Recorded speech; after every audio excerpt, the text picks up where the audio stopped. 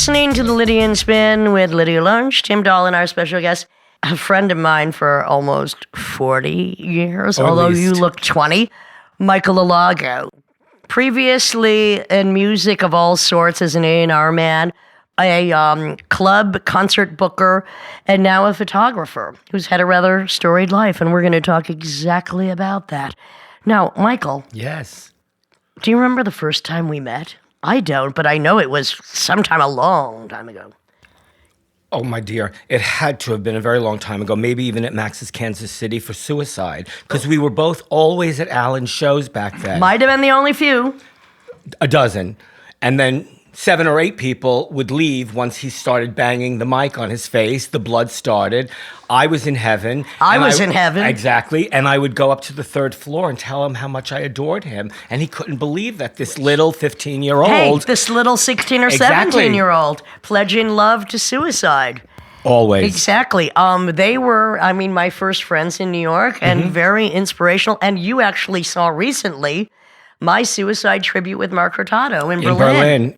I got there that day. I saw a poster and I went, I'm going. And I came. And well, I bet you did come. Yes. But this is, we talk a lot about the connective tissue in the Lydia and Spin and about how so many things do come kind of full circle. Let's absolutely. go back to those 77, 78 Max's Kansas City days.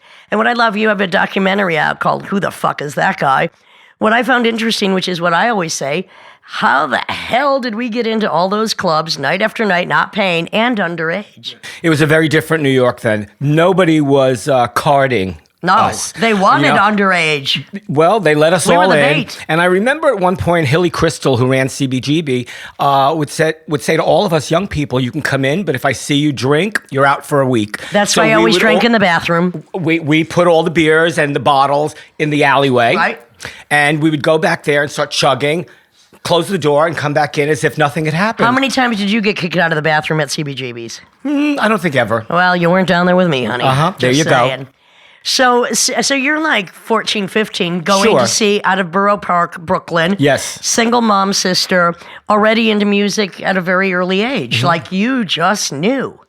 Well, I like to tell people I came out of the womb loving music. I knew at some point when I was 14 I wanted to be in the music business. But what does that mean to a 14-year-old? Exactly. Well, the same. We all knew. Actually, almost everybody we talked to on this show knew at a very early age that we had to do what we have to do. But of course, because I don't even think you knew what your designs were. And no, not at all. So randomly. Yes. So you're a kid going to the clubs almost more often than I am. Almost every night. Almost every night. My listening... Did you go to school?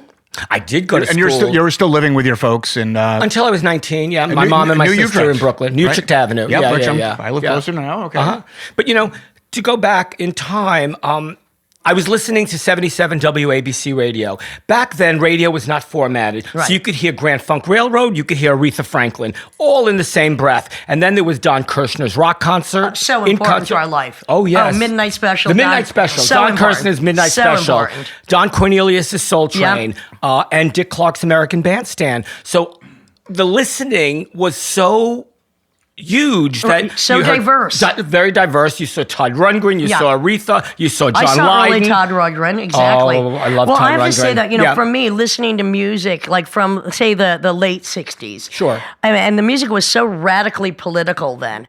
Everything was political, whether it was the Doors, Jefferson Airplane, Yes. the Temptations, Ball of Confusion. Oh, yes. There was so much radical music that even as an 8 or a 10-year-old, I might not have known what it meant, but I know that it inspired me. Oh, absolutely. This is before we got into glam. This was before, like, in 72, 73, glam hits.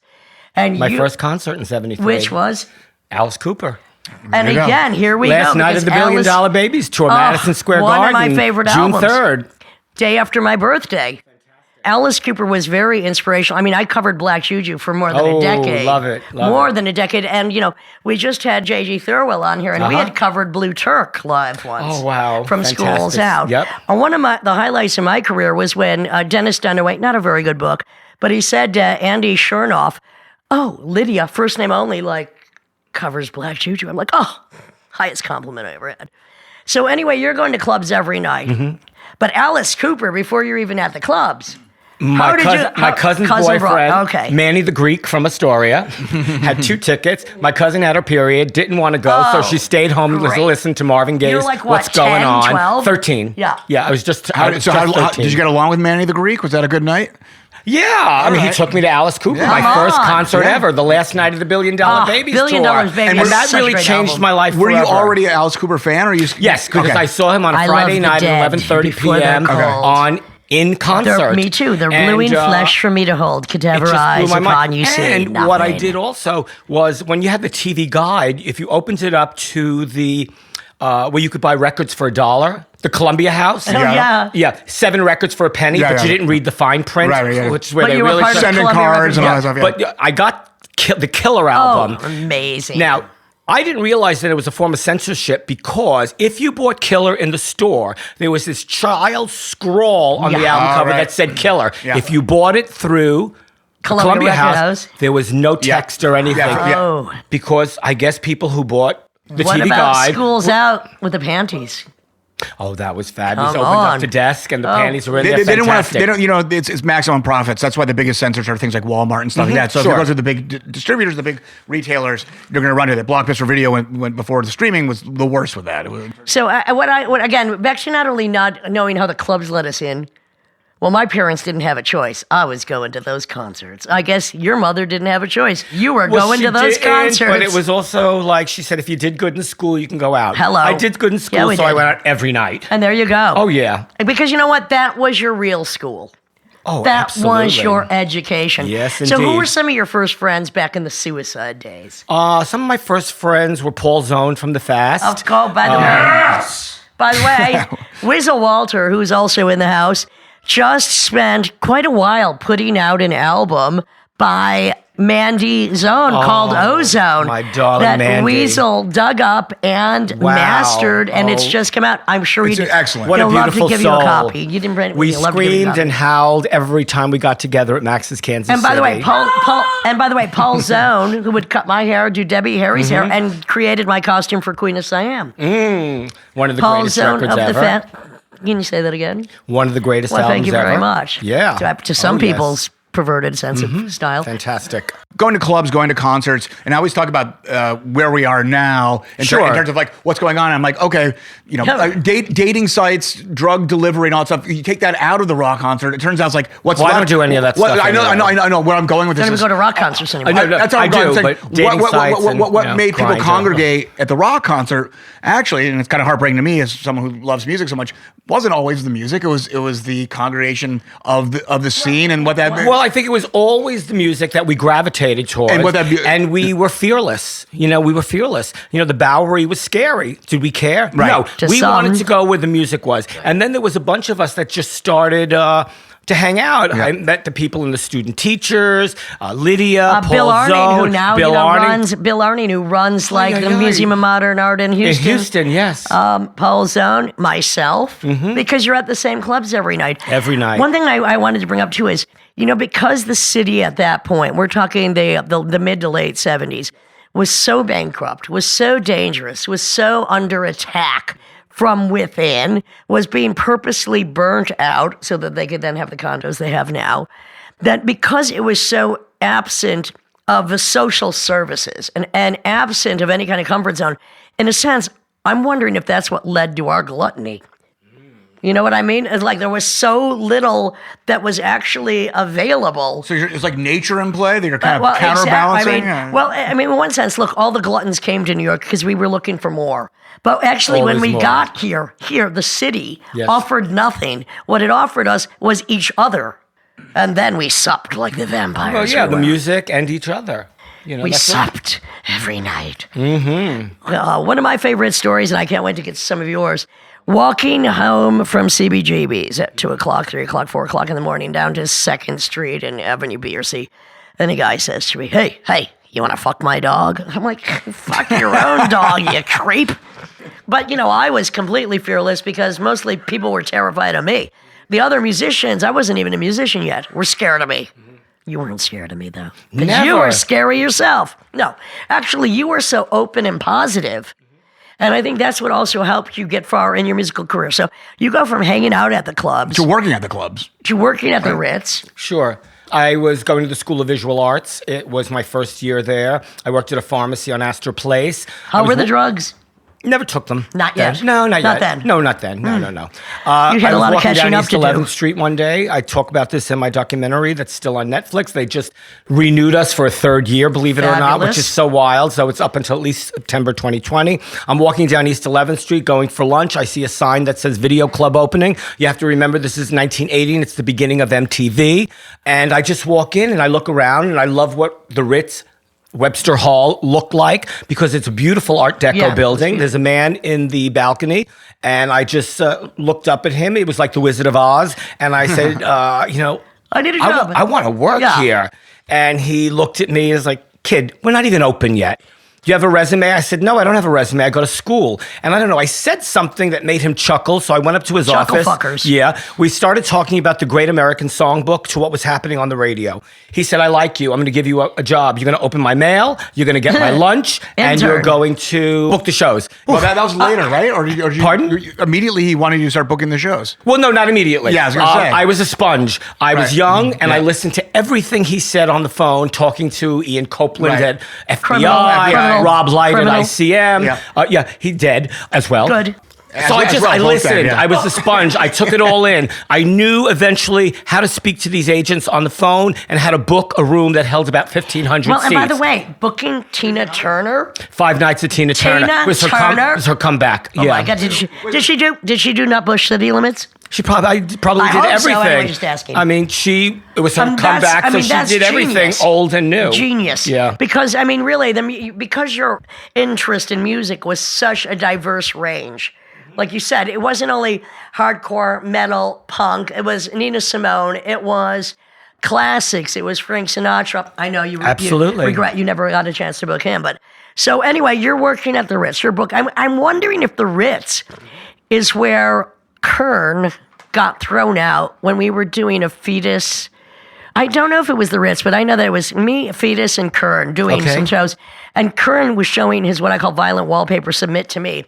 And there was an image that looked like an underage girl, but she was not. Okay. And literally somebody came and said, out of the club right now. I was there from when it opened in 80 but to 83. I don't know because that it was so there. big a place. I don't know why we would have been there. Right. Where was it? Pyramid, I think. No, it wasn't the Pyramid. Wrong. No, it was a bigger club than that. And of course, maybe it was you were part of booking the notorious Public Image Limited Riot show. Sure. Well, right, by accident because Bow Wow Wow bowed out. Right.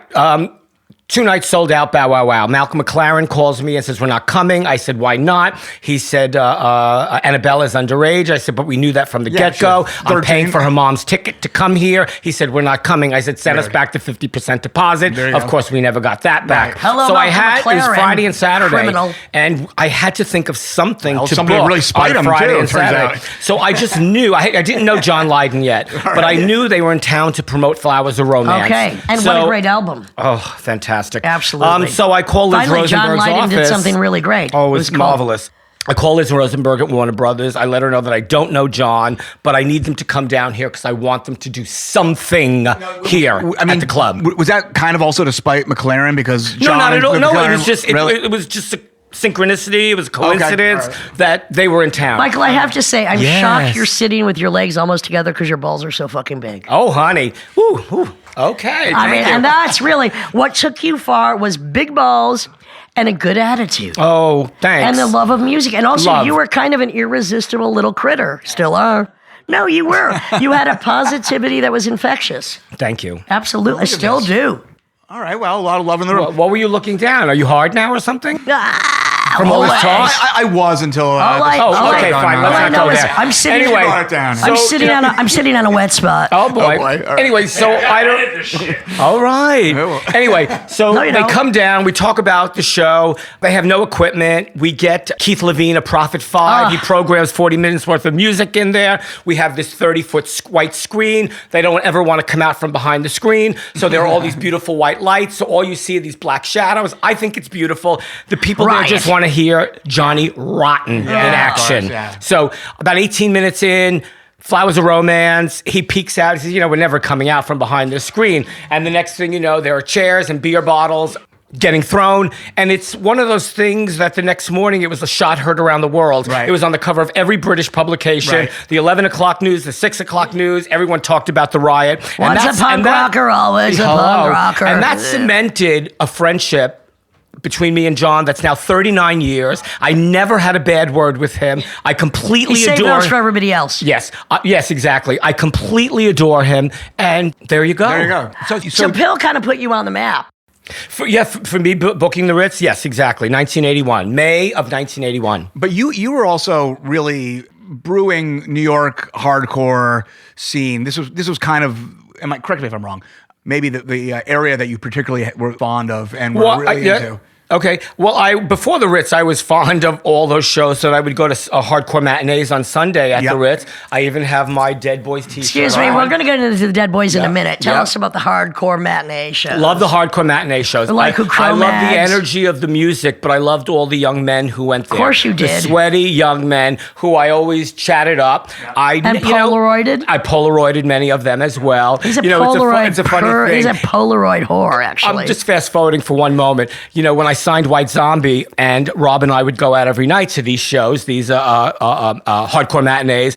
I would say, Rob, I got to leave you because there's somebody over there. And he said, oh, Michael, don't do it. You don't know what's going to happen. I love that in the documentary. I certainly do. Right. So I bring them home, be murdered. Well, have really, my way with them, take the Polaroid. What would be your way?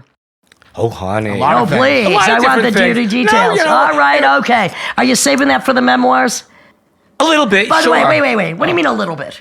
So what is the memoir the history of your rock or the history of your cock life? It's a history of rock and roll. How about it's rock and cock? Rock and cock, the bathhouses, addiction and recovery. HIV, and it would be a cliche if I fucking died, but the sex, drugs, and rock and roll, and I lived, Couldn't and kill here we you. are. Well, None of it killed me. You are the man that made Metallica blush. So, Dead Boys, you're wearing a Dead Boys t-shirt. Yeah. Now, I was friends with Stiv, not yet Stiv, before either of us lived in New York. Wow. I met him on St. Mark's Place. If my memory has got to be correct, because we were pen pals from Rochester and Cleveland. And he would write me stories about, putting candle wax on some chick's tits. And I'm like, oh, yeah, I can't wait till we get together. We came to New York around the same time, and they wrote I Need Lunch, because, of course, who didn't? Exactly. There we go. I know. And, so I didn't know that you were such a huge Dead Boys freak. Love the Dead Boys from the get-go. Oh, so good. I mean, and I love that in your documentary, because I didn't even see this. Maybe I was there and I forgot. Stiv Bators blowing his nose on a piece of bologna and then eating it. Oh, yes. Famous for that. And I think Rod Swenson... Wasn't he sweet? Wasn't he the sweetest? Wait, the sweetest ever. Oh, yeah. Stiv Sweet Bators. We had a sweet moment. I don't know if you'd call it sweet. Oh, do tell. But I'm going to San Francisco with them and the Mumps. And it was their first tour to the West. And it was the first... Wait. Oh, okay. Dead Boys and Mumps? Yeah, they performed together. So at one point, we get there, and Stiv says to me, they're at the Miyako Hotel, and he goes, could you come to my room? I said, sure. Of course I'll be there. He said, I have scabies. I said, okay, let me go to the nearby pharmacy and get you Quell. So I put him in the tub, poured a whole gallon of Quell in there, got him, got the scabies semi off of him. Right, and, like it takes one dose. From underneath him, right? And he just, he performed that night. I think it was at the Fillmore or somewhere. I'm not sure. But, I just loved Stiv. He was the sweetest ever. Scabies or no scabies, it didn't matter. Scabies or no scabies, I didn't give a shit. It wasn't exact. I mean, you know what? And I had a crush, of course, on Johnny Blitz. My favorite ever. Well, love drummers, love Johnny Blitz. I still tell him to this day what a crush I've had on him. So anyway, when I first saw them there, I just knew they were like one of the greatest bands I ever heard, and I was going to start... Sonic Reducer, one of the best songs ever written. They opened up with that. Come on. Forever. Best. So I decided, I'm going to start a fan club. But still, at 15, 16, what do I know about a fan club? So what did I do? I just put together a zine called All This and More. There we went. That was the beginning and the end of the fan club. But I went to every single show that they ever performed, whether it was here or in Mississippi or in Los Angeles and San Francisco. You were a dead boy whore. Yes. Dead Boy's Deadhead, is basically what I was going to say. Absolutely. All right, so you want to hear a nasty story about the Dead Boys? Sure. Who doesn't? I mean, we're in New York now, and I'm holed up in James Chance's chronically heinous apartment, doing the teenage Jesus shit, or trying to get it together. And Stiv and the Dead Boys, I don't know how many of them, a few come over to James's place, and they bring this hot little chippy, and she's like, You can all do anything you want to me, but not him. And she points at James Chance, whose apartment it was. Well, let's face back. This is a guy that didn't know how to brush his teeth. He would swallow. Oh, boy. He was kind of retarded, but I guess that's why his sax sounded so good. I got no idea. Anyway, so Michael, just tell it now. What were some of the bands that you actually signed? Sure. I signed Metallica. I signed Metallica, small thing. One of the biggest bands of all time. Swans at some point. Well, I'm sorry for that, but whatever. Nina Simone. And that was amazing. I A&R'd people like Cyndi Lauper and Tracy Chapman. How did you become an A&R person from the club scene? I knew there was more out there. I'm starting over. I was at the Ritz from 80 to 83. Booking the shows. After 3 years there, I knew there was more. I also, again, didn't know what more was. I was going out with this young guy named Michel Basquiat. His dad was at Warner Brothers. His dad was leaving Warner Brothers to re-up Elektra because it was in the shitter. He says, my dad should meet you. I meet Bob Krasnow, and we have that same conversation that I had with Jerry Brandt. We talked about the Great American Songbook up to what was going on present day in 1983 in music. He said, I like you. I'll call you back. So 2 weeks later, he called me back. He said, I'm going to hire you. Now, I have no idea what A&R means. I have no idea. So I have to start asking people. And also the same thing happened. I was privy to all of his conversations that he had with managers, lawyers, artists, and publishers. And that, again, I was a sponge. I soaked everything up. I had my own office in the corner. But you also knew how to do it better because your personality is so encouraging. It's like any deficit they might have had as far as just the haranguing or the irritation or the frustration. It's like you have this way about you that's so encouraging and welcoming, that's so up and happy, that no wonder you could foster and bring these people in who are from a very diverse background. Absolutely. And that's what made sense. So Elektra was really on the edge of, it wasn't doing so well. Was the signing of Metallica, was that one of their big... did it jumpstart them? I mean, obviously... Well, what wound up happening is Bob Krasnow came in to restart Elektra. In summer of 84, I signed Metallica. Somebody signs Motley Crue. Bob is on an airplane with this unknown singer. She starts talking to him that she signed a bum deal. He just looked at her and said, I like you. And it was Anita Baker. And we wound up making this record, Rapture, which sold 6 million records. So it was on a roll once Bob got there, and it was fantastic. And brought you in. Yes, absolutely. Did you jump ship to Geffen? I did about 6 years later when Bob was leaving. Okay. New management again was coming in, and I didn't want to be part of that new management, and they didn't care about me, even though I had success there. I don't even think the record companies are as important as the diversity of the people that you brought to them. I'm curious about some of those execs too. Whatever. To me, it's like, look, what's interesting is going from Metallica to Nina Simone. Absolutely. And it doesn't matter. My favorite artist of all time. Absolutely. And also, I love what the other woman who works at Elektra said. She was insane. Nobody wanted to touch her, but you did. Oh, absolutely. Because she's a genius. What genius is not insane? Absolutely. The more genius you are, usually the more insane you are. I had loved her voice since I'm 12, 13 years old. My Aunt Jenny in Brooklyn would always play her records. Hey, don't call me Peaches. Mississippi, goddamn. Four women? Yeah, 1963, she wrote that. Amazing. I mean, really, up there, even beyond some of the other singers that might have a more gentle tone. I mean, really in the class of, there's Billie Holiday at one end, and then there's Nina Simone. Because this is like a spectrum of the super sensitive, and the oversensitive was so aggressive. Nina Simone was an aggressive performer. Right. Really, I mean, a manhandler of music. Absolutely. When she was going through the South with her band, and some of the guys were white, and, you can perform here, but you can't use the bathroom. You can't come in through the front door, so you have to come in through the back door. If she didn't get into music, she might have been a suicide bomber. Oh, absolutely. Oh, listen. Yeah. Ain't that the truth? Hello. Yes. I can smell it. Oh, yes, indeed. All right. But, this was a woman who was so extraordinary. She knew how to get to the heart of the matter of a song. Heart of the song. Whether it was Bob Dylan, whether it was George Harrison. Your heart with it. Absolutely. Or whether when she composed Mississippi Goddamn, To Be Young, Gifted, and Black. I mean, amazing. She got that title from Lorraine Hansberry, A Raisin in the Sun. She was something else. For me, she was the greatest artist that ever walked the planet. Wow. It's like when people say, you're on a desert island and you can hear 5 records, what would they be? And Mine would all be Nina Simone. I mean, that's how I feel about her. Well, anyway, so you come to her and she's already kind of like old news or nothing's happening. That's right. No, she hasn't put out a record in 10 years. That's the way it is. It's like old news and basically like a lot of artists of that ilk probably playing mostly in Europe. at the Montrose Jazz Festival and all of this, because 5 nights at Ronnie Scott's in London. Right. That's where still selling out. Artists go. They absolutely. don't. Artists of this extremity, of this intensity. I mean, we've all had to go. Oh, they have to go. They've always historically had to go to Europe. So, Michael, I want to ask you this. I mean, your love for music is quite apparent, and your taste for it is eclectic. Eclectic, esoteric, vast. In the A&R business, how do you get someone to commit to you? Because they're being fished by a few people. It's not just, I mean, maybe sometimes they're not. I think a lot of those artists liked me because I was the same age as them. Okay. And they knew that I was informed. And they knew that I wasn't a suit. Exactly. And they knew that I would stick up for them. And that always, for 25 years, that got me into trouble, was sticking up for the artist, always. Even sometimes when it didn't go my way with them, I just felt like, I have to do what I have to do. And in the end, artists are the ones who are always getting paid last. So I would just want to be there for them and do whatever I could. I'm going to tell you how he won them over. Simply on the point that they could his personality. Because you could trust him. Sure. Because not only that you I were always the same told the truth, age, hon. Honey, me too. Yes. Sometimes it's held against us. Absolutely. Well, not at this. However, here we are still telling the truth.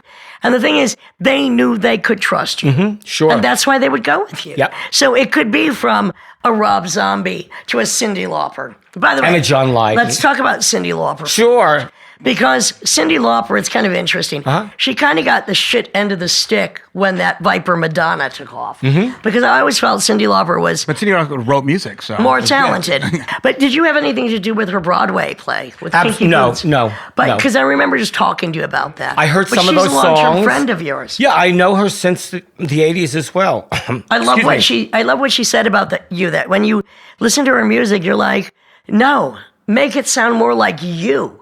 Like she said she was trying to experiment, and you're like... And got too caught up in a sound that was like... And how encouraging Ain't nobody need to auto-tune you, girl, because you have an extraordinary voice to begin with. Nobody ever told me I had to sound more like myself, but I'm glad she had you to tell her. There you go. You know what I mean? Because that is that's understanding what an artist is. Sound like yourself. Absolutely. Well, people get caught up in the whole, you reach a certain level of success, and I've sessioned people in LA that work with different people that were former big stars, and then they're feeling like, oh, it's going down a little bit, and then they're chasing the dragon at that point. And so it's great that you can encourage people like, hey, you got this thing. Well, I appreciate it and respect her because she always did something different. So in 2009, after 25 years of me working at record companies, I stopped working at record companies. I decided I'm going to become a photographer. I shot all male erotica. And in 2009, she says, I want to make a dance record. Will you make it with me? Absolutely. I love that she even called me. Right. The record did okay. 2010, she calls me and she said, have you ever made a blues record? In that voice of hers. Oh, I mean, which she can do. Queens. No. But and I said, have you? She said, no. I said, we're on an even playing field. So I'd go to her place on the Upper West Side. We'd eat Chinese food. And we went through every box, every bit of vinyl, CDs, and on the computer. What's this album called? It's called Memphis Blues. Is it great? It's really great. I bet it's good. It's really great. What about jazz? Then did she go do a jazz? No, hasn't done. Why not? No, not yet. Operative She ever word heard yet. Queen of Siam? I don't. She will. Just this saying. week. Maybe she can cover Lydia, it. I mean, when Rod Stewart approached the execs to talk about doing a jazz album, they said, hey, you got to wait till at least you're in your 70s. So we'll I never did jazz. I can jazz? see it. I could see I call it jizz. Jizz. I mean, Billie Holiday, is always challenging people saying like, because what is jazz, right? And of course, she never scat sang or did improvisation. No, people always say Sunday is gloomy with shadows. I spend it all. My heart and I have decided. Delicious. Yeah. So, Michael, finish up with this Cyndi Lauper trip. Great. So in 2010, she called me back again. She wanted to make this blues record. So we made a record called Memphis Blues. It got nominated for Best Contemporary Album for a Grammy. We didn't win, but we knew we did something great. I had all of Isaac Hayes' band, all of Al Green's band. At one point, we asked the producer, Scott Bomar, we would love Ann Peebles on the record. Of course you would. And because Cyndi just loved I Can't Stand the Rain. Who doesn't? She said, is that possible? She lives around the corner. She'll be here in 15 minutes. I mean, that's the shit that happened during the course of making the record, because the record was supposed to happen, and it did. And I talk about that record a lot in my book. And I even talk about the civil rights movement because of certain shit that happened when we were down there. 2010. So anyway, you're writing a memoir now. I did. I wrote it. Is it finished? It's finished. Because the last time we talked, you were still involved. What's it called? It's called I Am Michael Alago. Breathing music, signing Metallica, beating death. We're going to go into the beating death part right now. Sure. Because look, a lot of gluttony in those days. Oh. Rock and roll excess. I mean, and rock, quote unquote, rock and roll for you excess. The man who made Metallica blush. I never knew until I saw the documentary that you went down that deep fucking hole into alcohol and drug addiction. Yes. I mean, to a gluttonous amount. Absolutely. And do you think that was just, look, again, as I'm saying, there was an absence of certain things and there was an abundance of other things. Sure. But what do you think really, I mean, is it just like an accumulatory thing? Like you need more, you need more, you need more, you're not getting it? What made you really go so overboard? Well, I think once I started, I never wanted to stop. I have an addictive personality. And so don't you think that is a difference? There is addictive personalities that cannot stop. I cannot stop. And, I love the coke. I love the crack. I love the alcohol. I love the crack. I love that note in your documentary. I went to 6 a.m. I went to get crack. Oh yes. Well, by the way, you know what? Crack didn't work on me. Okay. Because I'm crack. But go ahead. Okay. It was always about more for me. Yeah. And then at one sex point, as well. Yes, absolutely. Because I brought home we were kind of slutty. Every night. Wow, you beat me on that. There was a night at 3 a.m. I'm on Christopher Street. I have a little crack in my pocket. And I see this hot blonde dude. And I said, hey, how you doing? I have a little crack in my pocket. Do you want to come home with me? He said, no, I'm a police officer. Oh, my God. And you're under arrest. Fuck. So I just thought, fuck this shit. And I pulled out my cock and I pissed on his leg. He was not having it. I bet. Twirled me around. Didn't hurt me when he could have beat the shit out of me. Could have banged you over and given you the nightstick. But he didn't. Shit. And, I got arrested. So I called Danny Fields in the morning. We got to get him on this podcast. Yeah. Oh, you should. We want you, yeah. So Danny got me out of the overnight jail. The pokey. But where are we? Oh, so excess. Yeah, everything was to excess. So for me. was that a turning point or not? Not really. No, I kept doing it. No, not yet. I Pissing probably on went on for another 15 years. Right. Oh, wait. Now, how long did your fucking drug mania go on for? A good half of your life? Well, I got sober 12 years ago. Congratulations. Yeah, thank you very much. And you know what? Well, not only were you heavily involved in drugs, you got very sick. Yeah, I got very sick in 1983. To the point that people were actually terrified that they might get the call that you were going to die. Absolutely. And it happened a few times. I got tested positive what year? About 1983, 84. Oh, wow. Yeah. That's so early. That's so early in your sister. Year. Yeah. I was asymptomatic until 90. 7 years. Is that because you changed your lifestyle at that point? Or Not yet. No, he was going deeper into the hole. So how the fuck do you stay asymptomatic that long? Without... I don't know. All right. The universe, my mother's candles that she lit for me. Sometimes, look, not all. Sometimes it is a state of mind. Absolutely. The survival rate. Sure. Okay? Sure. And I mean, of course, you got so sick, you're really on the diet. I was very ill. I had 18 T cells. How many are you supposed to have? Well, like right now I have 500 and that's great. Well, there we go. You probably have about 1,200 and that's fantastic. Hello. But I was really on the edge, I was dying. So I mean, so you're dying, and can you even believe it though? I mean, here you are, you're so exuberant, so full of life, so full of energy. Could you even believe it? No. I was on my sofa with 18 T cells. I was shitting everything out, pissing everything out, vomiting everything out. Was it a slow demise? Or did it actually hit quickly, the sickness? Well, the sickness hit quickly. Right. And then there was a demise for about a year. And I could not get up from that sofa. And so what was happening in your life that people were coming to you? Everybody was just coming over to You must have been horrified. I was horrified. You were the caretaker before that. Now you have to be have to be taken care of. Everybody. I would call my friend Debbie Southwood-Smith at midnight and say, "Hon, I really feel awful." Yeah. So she would come over. She would put a cold compress on my head. I had 105, 106 fever. She would change my sheets, and then she would leave, and I'd go back to bed. And somebody else would come in the morning. Oh, absolutely. Terrible. It was like that whole year. And then slowly, and medicine changed. There was no medication during that period of time. No, not at all. No. It was ignored. I tell everybody it was like Dallas Buyers Club. Yeah, exactly. My primary care, this woman, Barbara Starrett, was at the forefront of medicine.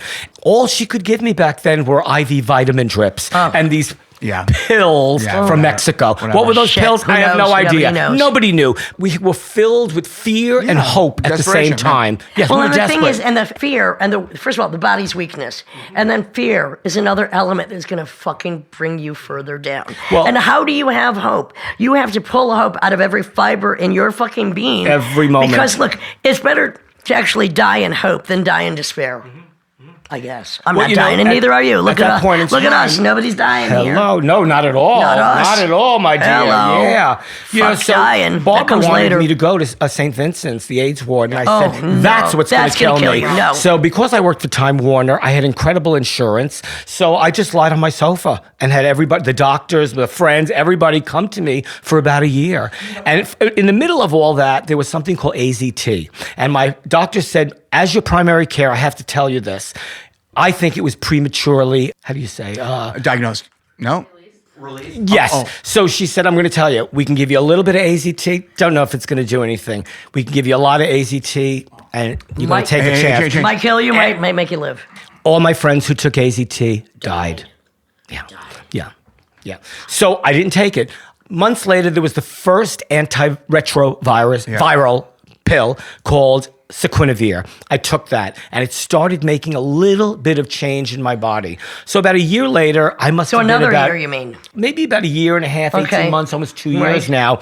I am so skinny.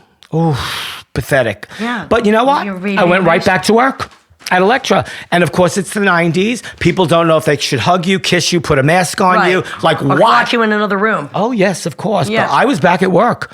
As your strength built up. Because also, your life is doing what you do. Oh, yes. Not lying on the couch. So listen, I never had a B plan growing up. It was music, and that was that. Exactly. So you go back to work. I go back to work. I never was full-blown again.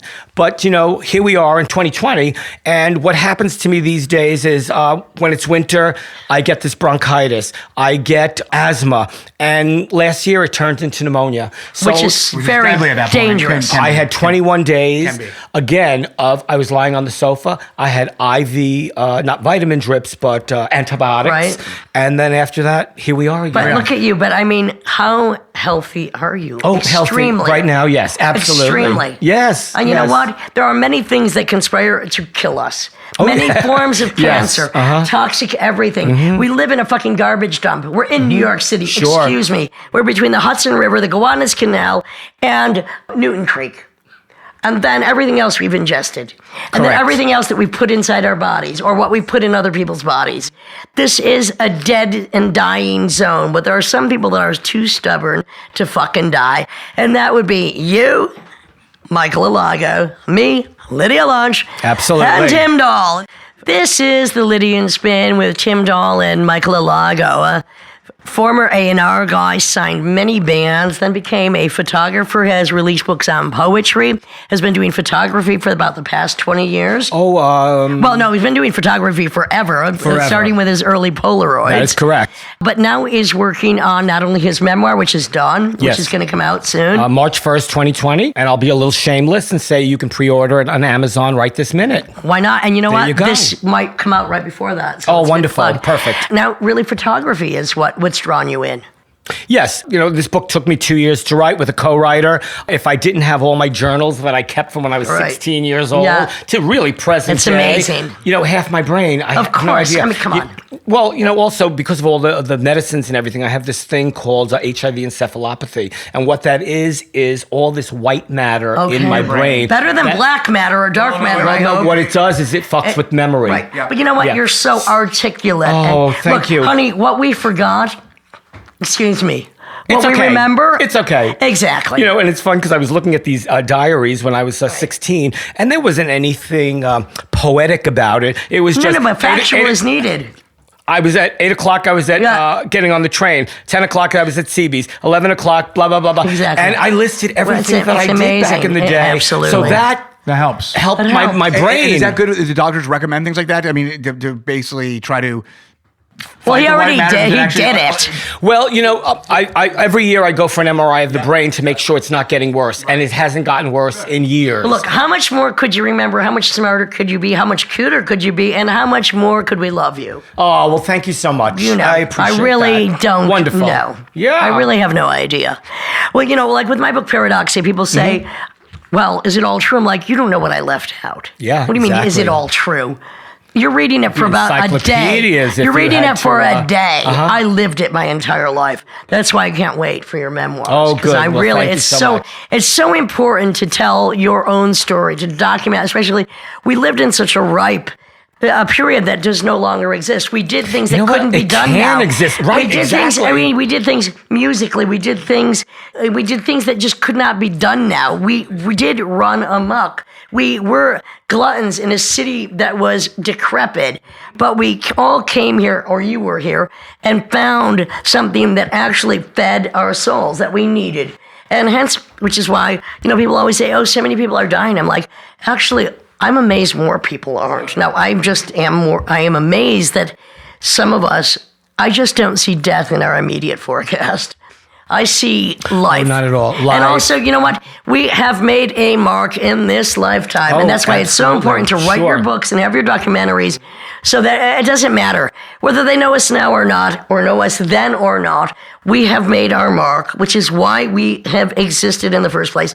We knew we had a path to follow, and we cut that path for ourselves. Absolutely. And here we are. No plan B. Plan A. No plan. Sex and rock and roll and drugs. Hey, and you know what? So now you still got the sex and you got the rock and roll. Absolutely. And, the drugs might not be the favorite kind. Well, they're not at all. But they don't make my favorite drugs anymore either. Like the Secanols, the Tunanols, the Plasinols, the Mandrix, the Quaaludes. I mean, hey, those were fucking great. Roar 714. Oh, please. Yes, exactly. Hey, Placidils, Times Square, baby. Lord, $2 a pop. 20-minute high, and you'll be back to reality. See, I like a 20-minute high. Me too. Ooh, that kind of just... No. I had to think for a minute because, it was all that crack and stuff. Well, 20 minutes. I mean... 20-minute disassociative, like DMT or something like that. Well, you know what? I have to say, it's always good to do something that only lasts 10 minutes, but actually expands your mind for a lifetime. There you go. This is the Lydian Spin. It's Tim Dahl and Michael Alago. Thank you very much, Michael. I love you, thank you so baby. much for having me here. I'm so excited. I love you too.